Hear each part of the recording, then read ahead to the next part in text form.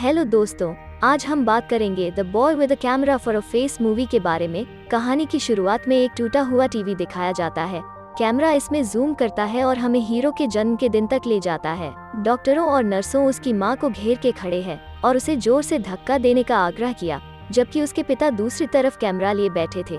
उनका मानना कि वो एक खूबसूरत पल को कैद करने जा रहे हैं, लेकिन आगे जो होता है वो देखकर उसके पिता शॉक हो जाते हैं। नर्स और डॉक्टर भी वो देखकर शॉक हो जाते हैं। जब माँ अपने बच्चे को देखती है तो वो भी शॉक हो जाती है, क्योंकि उसके बच्चे को फेस की जगह कैमरा है। उस बच्चे का चेहरा बिल्कुल कैमरा जैसा ही होता है और वो एक सामान्य कैमरे की तरह सब कुछ रिकॉर्ड करता है। यह कैसे संभव है, यह जानने की कोशिश में डॉक्टर पागल हो जाते हैं।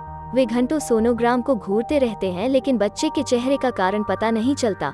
वे इसे आनुवंशिकी के रूप में पारित करने का प्रयास करते हैं, लेकिन माता पिता में कोई कैमरा जीन नहीं पाया जाता है। समय के साथ वे निराश हो जाते हैं और कैमरे के साथ सोने के लिए मां को दोष देना शुरू कर देते हैं।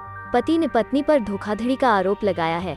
वो अपने बच्चे के साथ अकेली रह जाती है, लेकिन उसकी चिंता दूर हो जाती है जब डॉक्टरों का दावा है कि वो वास्तव में उसके पति का ही बच्चा है। वे यह भी स्वीकार करते हैं कि वे नहीं जानते कि उनके चेहरे की जगह कैमरा होने का कारण क्या है, लेकिन उन्हें पता चला है कि बच्चे को जीवित रखने के लिए उनकी पीठ के खांचे में एक खाली टेप रिकॉर्डर लगाना होगा। वो बताते हैं कि ये टेप रिकॉर्डर हमें उसकी पीठ में डेली लगाना होगा।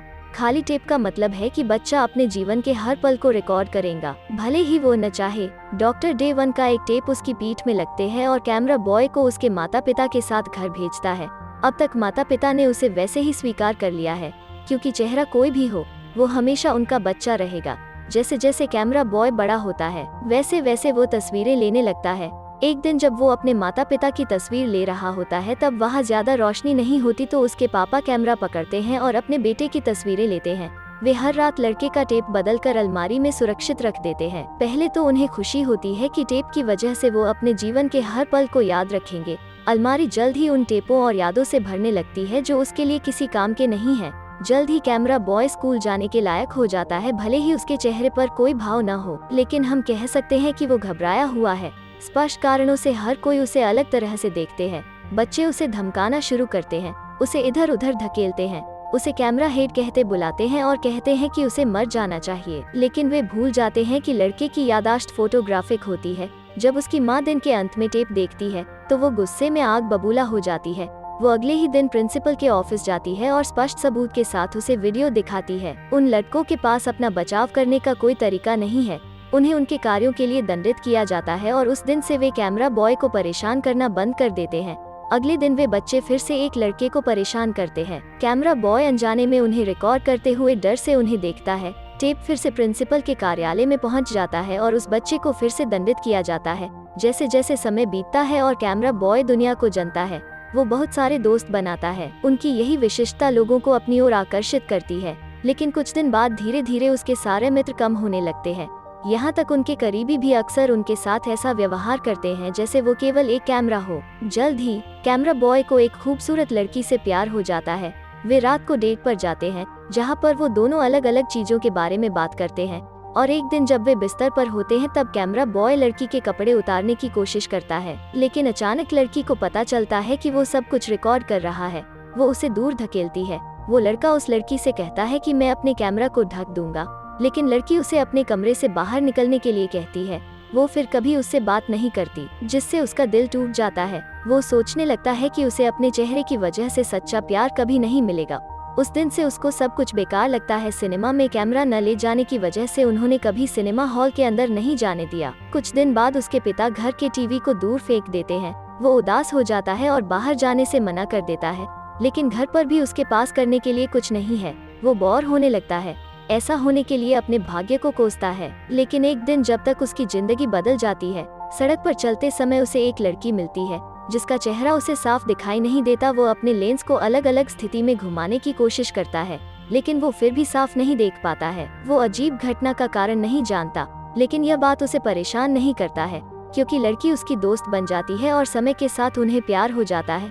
वो लड़की का चेहरा नहीं देख सकता, इसलिए वो लड़की उसके साथ कपड़े निकाल के चिपक जाती है। दोनों काफी समय से डेटिंग कर रहे हैं। फिर एक दिन एक आदमी उनके पास आता है। वो एक प्रोड्यूसर है जो कैमरा बॉय के जीवन पर से एक शो बनाना चाहता है। वो चाहता है कि कैमरा बॉय ने अब तक रिकॉर्ड की गई सभी टेपों को सौंप दे ताकि वे कम बजट के साथ कई एपिसोड बना सकें। सारे टेप सौंपने का मतलब है कि रोमांस को छोड़ के सारी टेप। वो दोनों पहले तो ये नहीं मानते, लेकिन जब पैसे से भरा ब्रीफकेस दिया जाता है तो वे इसका हिस्सा बनने के लिए तैयार हैं। यह शो टेलीविजन पर हिट हो जाता है और वो लोग सफल हो जाते हैं। कुछ ही दिनों में इस जोड़ी के लाखों फैंस बन गए।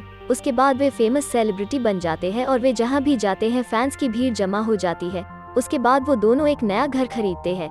जैसे जैसे शो की लोकप्रियता बढ़ती है, कैमरा बॉय को अपना खुद का चैनल दिया जाता है, जहां लोगों को उसके जीवन को लाइव टेलीविजन पर देखने के लिए पैसे देने पड़ते थे। वो जल्द ही अपनी गर्लफ्रेंड से शादी कर लेता है।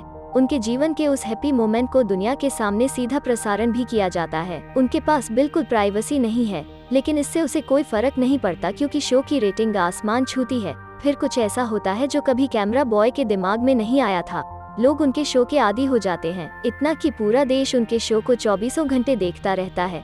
इस प्रकार पूरे शहर में एक ही आदमी बचता है। जब वो और उसकी पत्नी इस तरह के एकाकी जीवन से बोर हो जाते हैं तो वे अपने बचपन के घर लौट जाते हैं। जैसे ही वो दरवाजा खोलता है, उसकी टेपों के ढेर उसके सामने आ जाते हैं। टेपों के कारण घर में फर्नीचर में कोई जगह नहीं है। लड़का टेप की पहली कोठरी में जाता है और उन्हें देखता है और देखते हुए अपने बचपन को याद करता है और सोचता है कि वो कितना बदल गया है। फिर वो लिविंग रूम में जाकर देखता है कि उसकी पत्नी टीवी के सामने है। उन्हें भी दूसरों की तरह शो देखने की लत लग गई है। वो टीवी बंद करने की कोशिश करता है, लेकिन कुछ नहीं होता है। वो पत्नी को जगाने की कोशिश करता है, लेकिन वो टीवी पर देखती रहती है। ये सब देखकर कैमरामैन को बहुत दुख होता है। अब पूरे देश को जगाने का एकमात्र तरीका होता है जो शो की लाइव स्ट्रीमिंग को रोक दे। इसलिए वो अपने जीवन का पहला टेप निकालता है जो कभी रिकॉर्ड किया गया था। वो बाथटब में बैठता है और टीवी पर टेप चलाता है। जो लोग लाइव स्ट्रीम देख रहे हैं वो भी उनके जन्म के साक्षी बनते हैं। जैसे ही कैमरा बॉय टब में टीवी डालता है तो हर कोई अपनी सांस रोक लेता है। कैमरा बॉय खुद को बिजली का झटका देता है और अपने ही जन्म का वीडियो देखते हुए उनकी मौत हो जाती है। लाइव शो अंत में उनकी मृत्यु के साथ समाप्त होता है और लोगों को समझ आ जाता है कि वो शो के कितने आदी हो गए थे।